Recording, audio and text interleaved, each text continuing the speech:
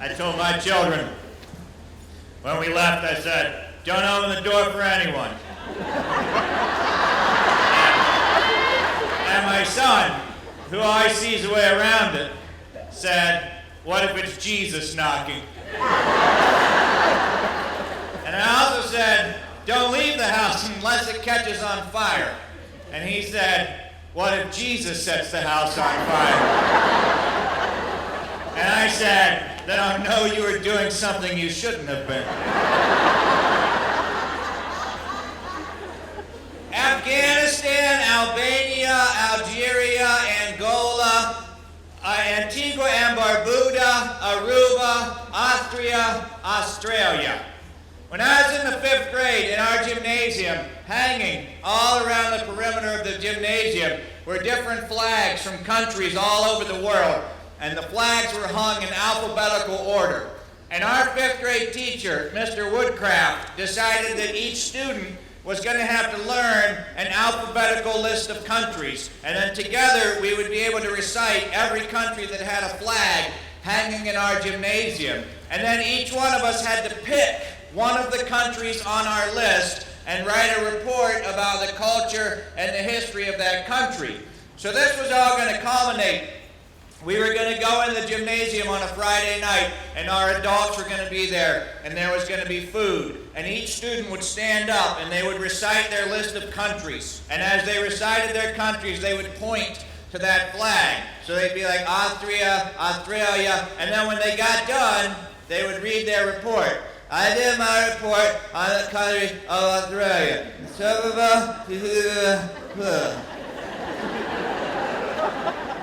And every child's adult would think to themselves, my child is the smartest, brightest, most creative child in the whole school system. And all of those adults would be wrong. Except mine.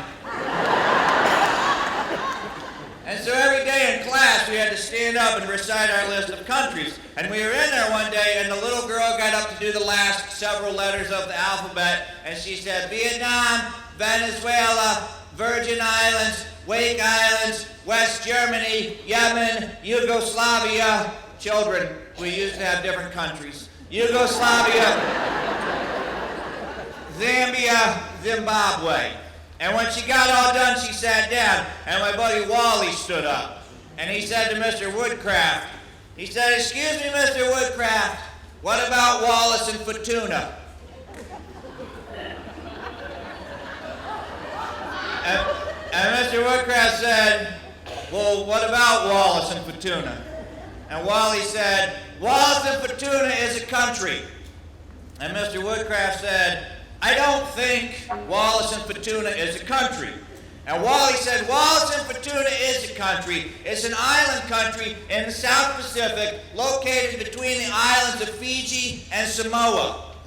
And Mr. Woodcraft said, I don't think it's a country. And Wally said, it is a country. I know it's a country because my parents were in the Peace Corps. And they met on Wallace and Futuna. And they fell in love. And they got married. And they had me in that order. And I am named for the country of Wallace and Futuna. Wally said, my name is Wallace Futuna Fenstermacher. And Mr. Woodcraft said, that be as it may, I don't think it's a country. And Wally said, it is a country, and I demand that you formally recognize Wallace and Futuna as a country. And Mr. Woodcraft said, I don't think it's a country. He said, besides that, we don't have a flag in our gymnasium for the country of Wallace and Futuna. Therefore, I refuse to formally recognize Wallace and Futuna as a country.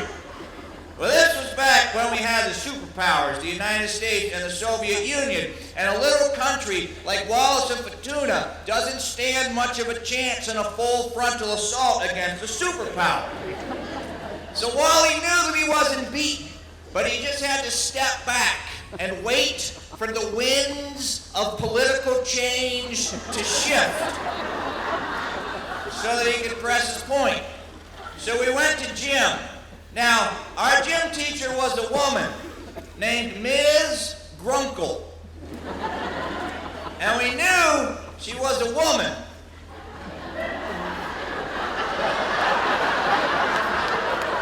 Because we had to call her Ms.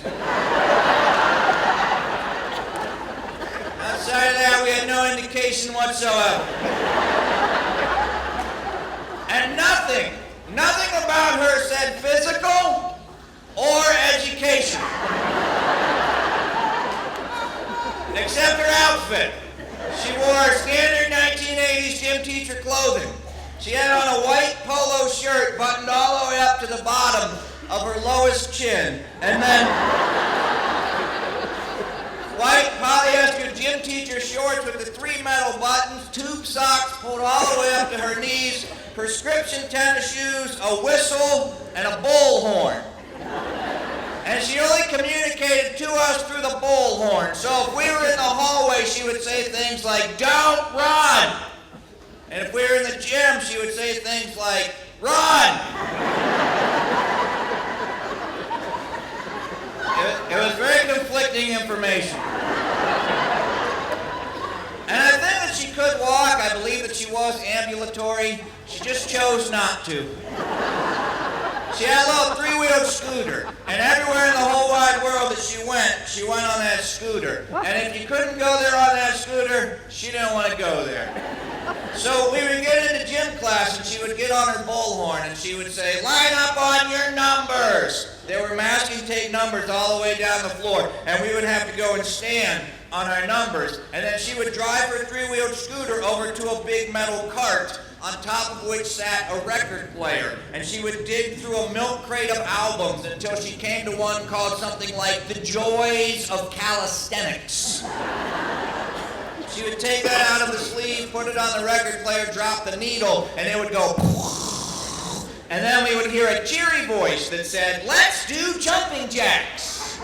Everyone, feet shoulder width apart, hands on your thighs, palms out, ready, 1, 2, 3. And this is why, children, some of your parents have decided to send you to private school. And Mrs. Grunkle would drive up and down on her scooter yelling at us through her bullhorn, "Lepp, you call that a jumping jack? Bart, you're falling behind. Fencer mocker, show some enthusiasm." And when that was done, we would go and sit around the rope. Now, there's a lot of children in the tent, and you might not know this, children, but when I was in school, when most of these adult people were in school, hanging from the ceiling of every gymnasium in America, 4 stories above the ground, there was a rope, and it came all the way down from the ceiling to about a foot off the floor. It had a tremendous knot tied in the bottom of it. And this was not an ordinary rope. This was the sort of rope that the United States Navy uses to tie aircraft carriers to cleats on a dock. And as part of our physical education, we were supposed to climb all the way to the top of that rope, touch the ceiling, and then climb all the way back down.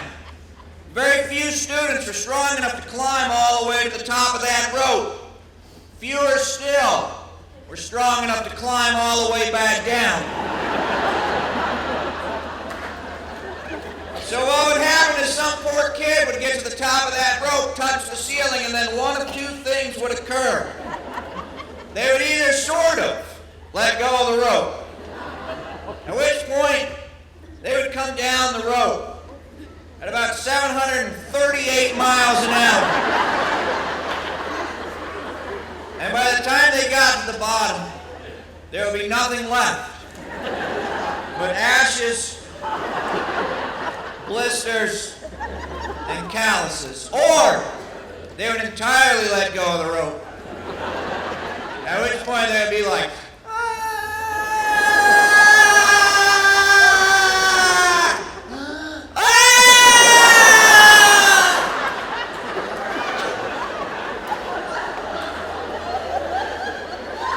and you would think that when they hit the bottom, they'd go,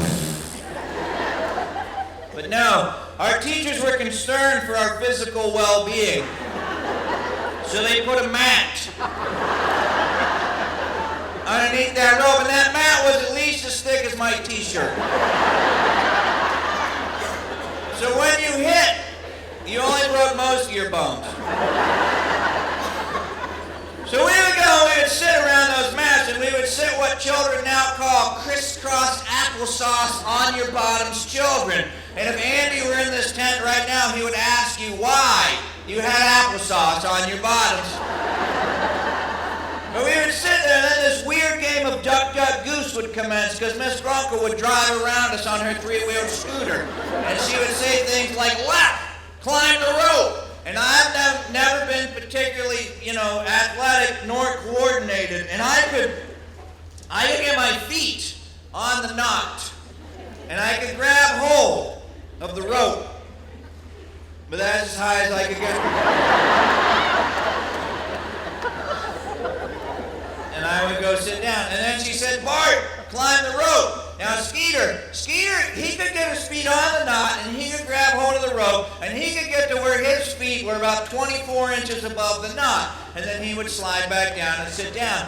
And then Miss Grunkle said, she said, Ferndale, climb the rope. Now Ferndale was a little girl in our class. She was sort of a snooty, snotty, freckle-faced little redhead girl who I'm pretty sure you could find in the middle of the woods, in the middle of the night, in a clearing with a fire and a cauldron.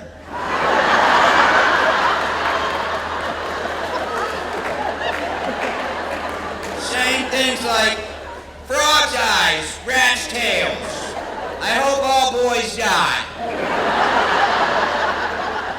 That kind of sweet little thing. Now she grew up to be a lot more than that, but back then, that's what she was. And Miss Grunkle said, Ferndale, climb the rope. And Fern got her feet on the knot, and Fern grabbed hold of the rope, and Fern started to climb. And much to our surprise, she wasn't any stronger than the rest of us. Much to our surprise, Fern got to where her feet were maybe 8 feet off the ground, and then she froze. I didn't know if she got scared, or if she ran out of strength, or if it was a combination of both. But she was just frozen there with her feet 8 feet off the ground. She wasn't going up, she wasn't coming down. And Miss Grunkle, in her kind and compassionate way, was driving around on her three-wheeled scooter, screaming, Ferndale, climb up or climb down, climb up or climb down.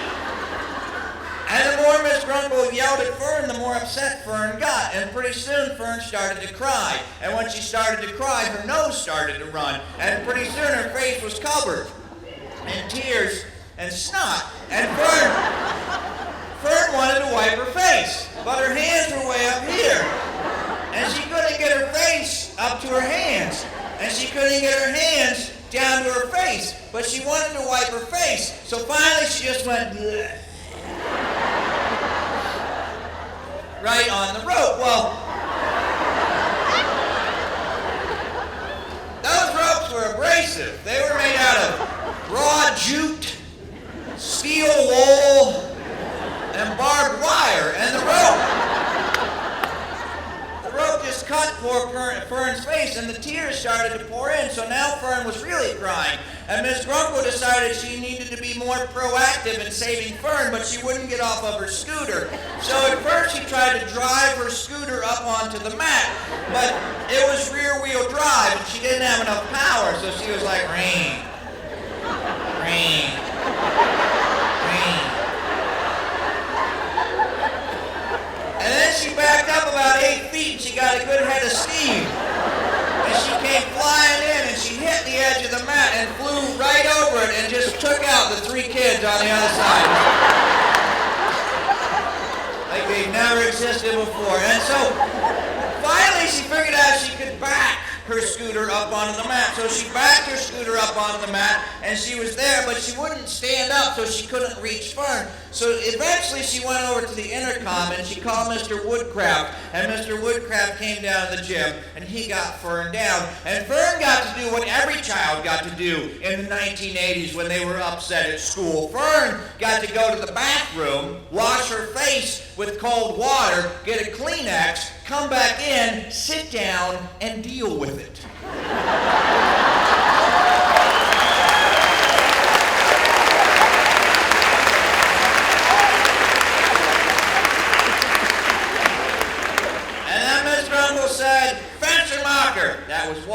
She said, Fenstermacher, climb the rope. Now, Wally was one of these kids. You know, you hear people say, oh, he can't sit still. Wally could barely sit. Some part of that kid's body was always moving 100 miles an hour. Normally, it was his mouth. But if he shut his mouth, then his hand would take over. And if you grab that hand, then this hand would start going. And if you grab that hand, then this leg would start going. Nowadays they give you something for that. Back then, we just let kids go. And Miss Grumble said, Fenstermacher, climb the rope. And there was Wally sitting in what he could have crisscross applesauce on his bottom children. We never saw him get up. He just went from sitting there, because there was no potential energy about Wally. Wally was pure kinetic energy. And when Miss Grumble said, Fenstermacher, climb the rope, Wally went from sitting there, we never saw him get up. He just went, and he was about 9 feet up the rope. And we had never seen this happen before. But Wally climbed all the way up to the ceiling. He touched the ceiling, and then he climbed all the way back down. And when his feet hit the knot at the bottom of the rope, Wally went right back up. And then he came down, and he went up, and he was just going down and up and down and up. And Miss Grunt was saying, Fenstermacher, what are you doing? And Wally said, I'm climbing the rope, I'm climbing the rope. And she said, Fenstermacher, quit climbing the rope. Well, Wally was an obedient kid. And when she said, quit climbing the rope, Wally quit climbing the rope. But when she said, quit climbing the rope, Wally was at the top of the rope. And Miss Grumble said, one of those stupid things that adults say to children. She said, Fenstermacher, you come down right now. And you get what's coming to you. Now, this is a stupid thing to say. Wally didn't say anything, but I know what he was thinking. He was thinking, I'm up here. Punishment's down there. I'm not going down. And you're sure not coming up.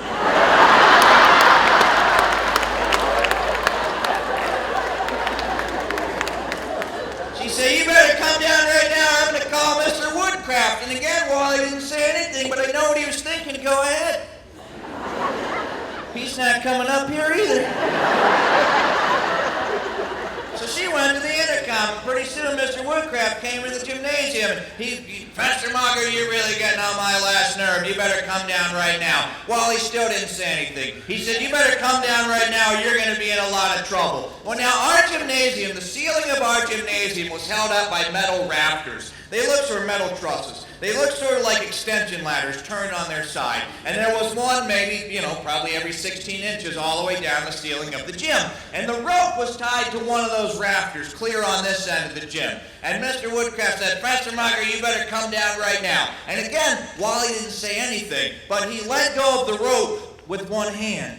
And he reached up and he grabbed hold of that metal truss. And he let go of the rope with the other hand, and he grabbed hold of the metal truss. And Wally did a pull-up, and he was in the ceiling. And Mr. Woodcraft said, you better think about what you're doing. And Wally thought about it. And he grabbed the rope.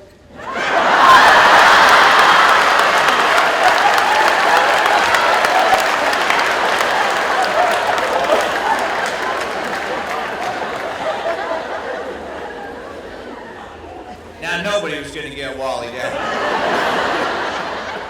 So he called the principal, and the principal and Mr. Woodcraft and Mr. Grunkle stood around talking about it, trying to figure out what to do. And they figured that Wally needed rescued, and they thought, who in our community is responsible for rescuing people? And pretty soon the volunteer fire department came running in the gym, and they had their big extension ladders. We had a wonderful volunteer fire department there in Half Dollar, West Virginia. Not only were they great at their job, these men and these women, but they had a sense of humor, and they had t-shirts, and on the back, it said $50 Volunteer Fire Department. No, on the front, it said $50 Volunteer Fire Department. And on the back, it said, we've never lost a foundation yet.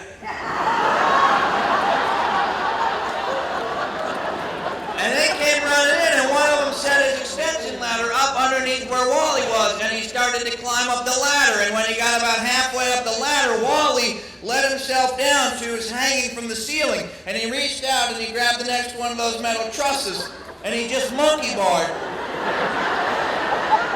clear down to the other end of the gymnasium. And when he got down there, the fireman climbed down his ladder, took his ladder, went down to that end of the gym, put it up, got about halfway up the ladder. Wally let himself down and monkey barred all the way back to this end of the gym. And they were just going back and forth, and Mrs. Grunkle was driving back and forth. Mr. Meyer, you better come down right now. Well, pretty soon the fire department realized that Wally didn't need rescue.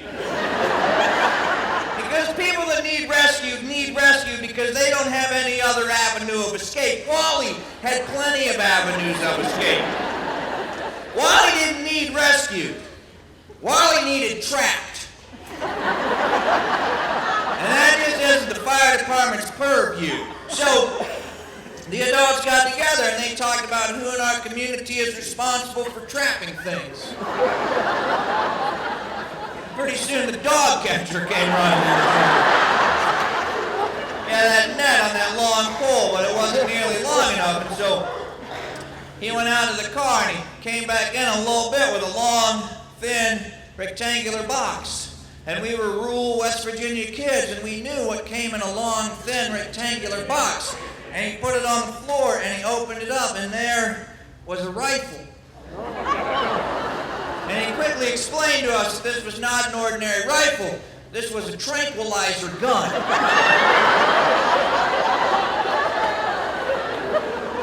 And he started to tell us what a tranquilizer gun was, but we didn't need anyone to tell us what a tranquilizer gun was, because we had grown up watching Mutual of Omaha's Wild Kingdom.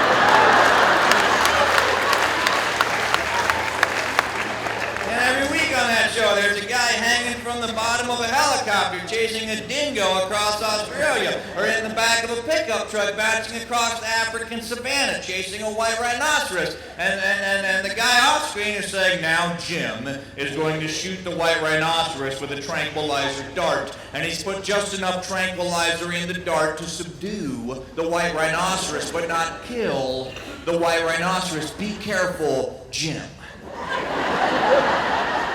And the main officer was saying, I'm putting just enough tranquilizer in this dart to subdue Wally,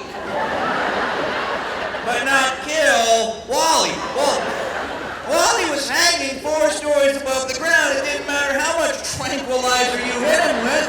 He was going to be like... So the fire department went out and they got their big net, and they were chasing back and forth under Wally. And Miss Grunkle was driving back and forth. Master Meyer, come down right now. And the humane officer was tracking Wally, tracking Wally. And he fired and he missed. I mean embarrassingly. We watched the dart, not even close. We watched the dart fly up to the ceiling, hit one of those metal rafters, ricochet, come back down, and hit Miss Grunkle.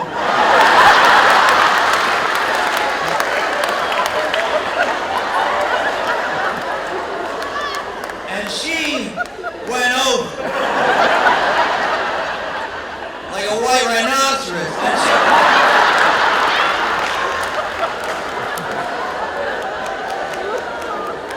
She took her scooter with her, and she still had her hand locked on the throttle, so the back wheels were still spinning.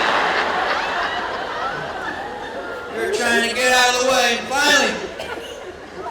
finally the adults decided, maybe what we ought to do is call Wally's parents.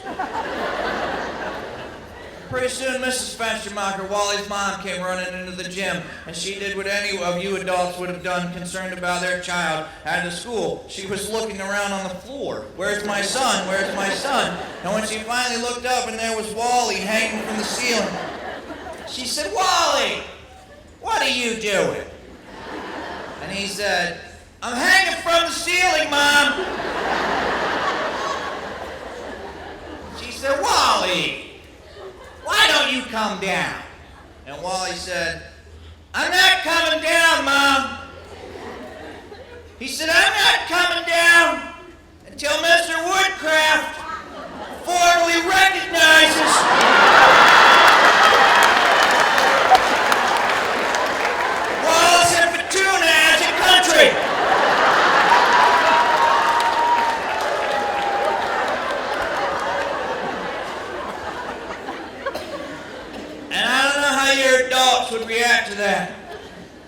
think Mrs. Fenstermacher reacted in the way that the other adults appreciated. She was in the Peace Corps. She was sort of a hippie. She liked protests. She said, "You go, son!"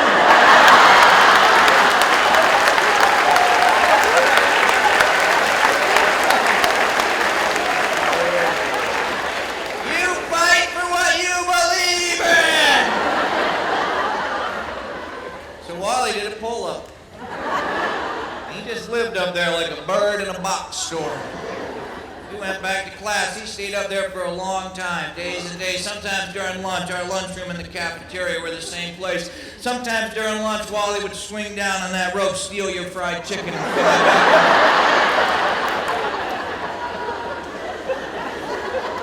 If he needed something, he'd drop you a note, and we'd sneak in after school. He had a bucket tied to the bottom of that rope, and I'd lower it down. We'd put in whatever supplies he needed. He'd haul it back up. Finally, it was night of the big gala. We were all in the gymnasium. Our adults were there. We'd eaten food.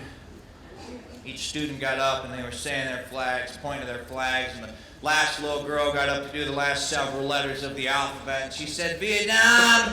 Pointing to the flag for Vietnam. She said, no, it would be Venezuela first, wouldn't it? She said, "Venezuela, Vietnam, Virgin Islands, Wake Islands," and she pointed to the flag for the Wake Islands. And before she could say West Germany and point to the flag for West Germany, Wally, Wallace, Fortuna, Fenstermacher unfurled himself from the ceiling.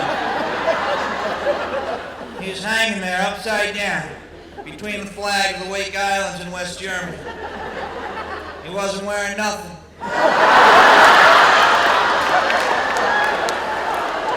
But his underwear, he had his underwear on. Family tent. And he had taken the paint that he had asked me to send up to him, and he had painted himself so he looked just like the flag for the country of Wallace and Fortuna. It has a red background with a white cross patee and the French tricolors up in the corner. He was just hanging there, his blonde hair dangling like the fringes on a flag. Nobody said anything. His parents stood up, and I know what they were thinking. They were thinking, our child is the smartest, brightest, most creative child in the whole school system. And you know what? They were right. And then Mr. Woodcraft stood up. He didn't say anything. He just looked at Wally hanging there, painted like the flag of Wallace and Fortuna between the flag of the Wake Islands and West Germany. He didn't say anything. For a long time, he just stared at Wally. And then finally, Mr. Woodcraft rapped his knuckle on the table like he was hitting a gavel on a podium. And he said, "Well, I guess I formally recognize Wallace and Fortuna as a country." And I think what we can learn from that is that even a seemingly insignificant person perpetrating a seemingly mindless act while clinging to nothing more than the moral high ground can, in fact, change the hearts of the stubborn and the minds of the ignorant. Thank you very much.